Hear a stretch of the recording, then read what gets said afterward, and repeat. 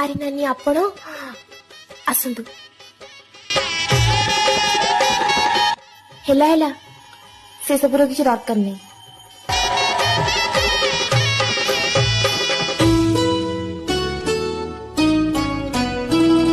ମତେ ଚିହ୍ନି ପାରିଲୁ ତ?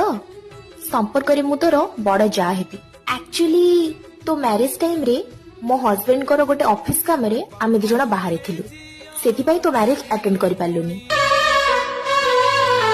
କାଲି ଆସିଲି ତ ଭାବିଲି ତୋତେ ଟିକେ ଦେଖା କରି ଆସେ। ନାନୀ ଆସନ୍ତୁ ବସନ୍ତୁ। କୋଉଠି ବସିବି? ଏଇ ପୁରୁଣା ଚେୟାରରେ? ନୂଆ ବାହା ହେଇକି ଆସିଛୁ ମାନେ ବେଡରୁମ ରେ ଗୋଟେ ନୂଆ ସୋଫା ସେଟ୍ ତ ନିହାତି